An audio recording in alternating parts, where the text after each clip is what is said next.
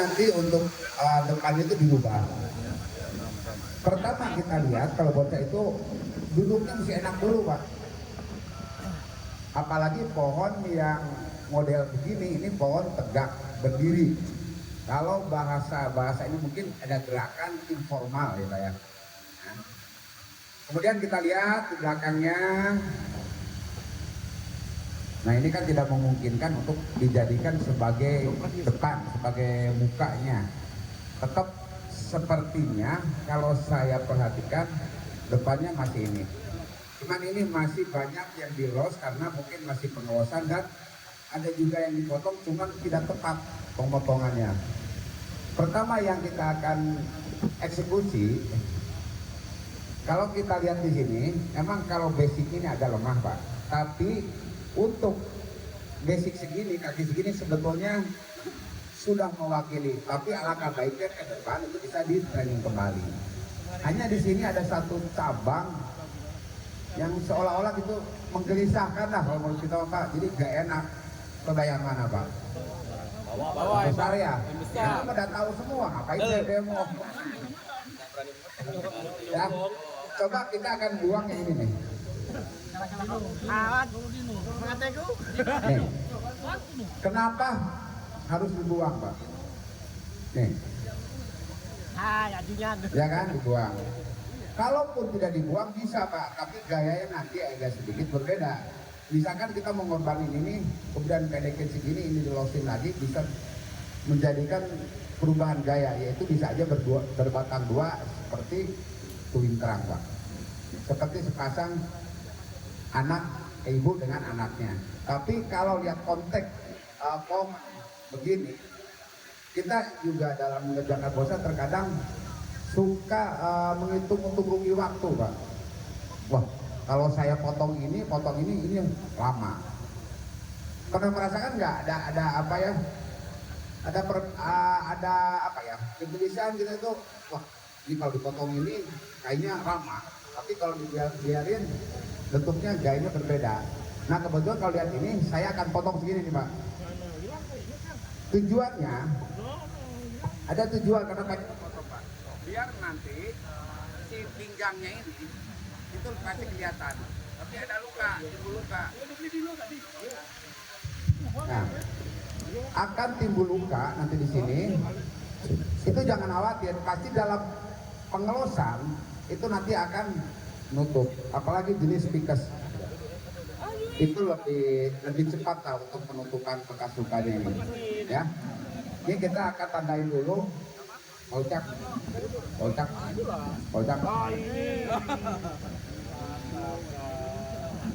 Ini tandainnya. Nah, ini akan ditandain dulu nih. Pasti saya akan buang. Saya tidak tahu maksudnya kenapa yang punya ini dipakai gitu. Yang punya siapa? Ya. Oh, dibikin twin. Boleh dibikin twin, tapi menurut saya kalau dibikin twin yang besar, Bapak harus berani training akar di sini, Pak. Untuk menopang kekuatan sebuah cabang yang nantinya jadi batang, yang nantinya akan berubah gaya dari twin trunk. Kalau saya mendingan putuskan ini, karena Bapak ini udah hampir dijadiin misalnya, ya. Nggak apa-apa saya buang Pak ya. Jadi nanti ada luka, toh lukanya juga di pinggir. Walaupun luka di pinggir, itu tidak jadi masalah Pak. Di depan juga kalau luka saya nggak masalah. Justru di sini ada satu pohon, kasus pohon sancang yang best hijau. Sebetulnya ada plus poin dalam bocah itu belakangnya Pak. Itu ada luka yang justru dia ketakutan luka kayaknya. Padahal luka itu kalau kulit udah jalan itu menunjukkan nantinya jadi kesan tua. Ya. Nah ini kita potong, yang lainnya saya dipotong juga. Ya nanti dan sekarang.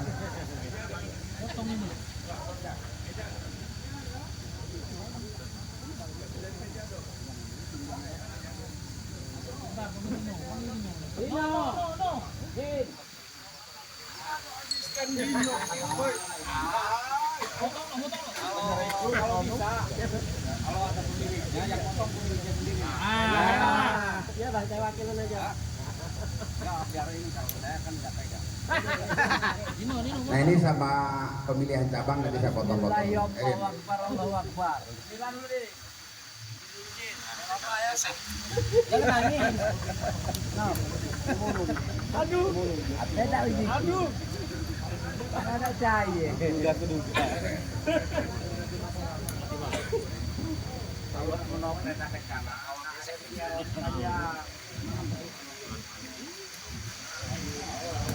Yang tujuan pertama memang rencana itu Gergaji lah tumpul lah. gacor. Ini nak mak cewek terus. Pertumbuhannya. Jadi setelah kita potong juga Pak. Kurang lebih ini misalkan kita potong 25%, kita potong akarnya kurang lebih 20%. Karena itu proses keseimbangan. Dalam bonsai itu atas itu cerminan bawah Pak. Banyak yang gagal itu, apalagi jenis tikus, kita motong cabang yang dominan, udah waktunya motong, bawah tidak diganggu. Biasanya kalau nggak nunggu ya mati. Itu juga kunci Pak, rahasianya Pak. Jadi kalau udah selesai potong gini, minimal ini disakitin lagi Pak, dipotong akar, urut lagi, ya. Tapi kalau untuk jenis-jenis kayak cemara itu jangan coba-coba Pak diginiin Pak, saya jamin mati. Jadi kita main bonsai itu harus tahu jenisnya juga, bagaimana perlakuan. Itu yang membuat kita main bonsai itu apa? Orang-orang itu harus punya pengalaman di spesies masing-masing. Karena Pak, tidak semua bonsai itu pengerjaannya dipukul rata, ya. Daun biasa sama anak ranting ditutup. Ya tidak ini daunnya bagian rantingnya itu bagian ujung Pak. Ini tetap kelihatan gerakannya, ya. Nah, alangkah baiknya cabang yang ini itu harus dilos lagi Pak, ya, los lagi sampai besar, lebih bagus lagi melebihi ini nih. Karena kalau kita lihat sekarang ini dan ini masih lebih besar ini ya. Nah, padahal kalau lihat gerakan pohon itu kita akan arahkan ke sebelah kanan. Boleh nggak Pak Ujang saya gerakin ke sebelah kiri? Boleh juga, tapi ini jangan terlalu besar. Nanti cabang yang utama, yang dominan daerah sini. Arah mahkotanya bagaimana? Harus agak ke sini juga. Jadi lebih ngikutin lebih dinamis ya. Tapi ini saya akan arahkan sebelah kanan. Karena apa? Ada tujuan. Kalau ini lebih besar nanti untuk bantu bongkar untuk bongkar, ya. Gitu.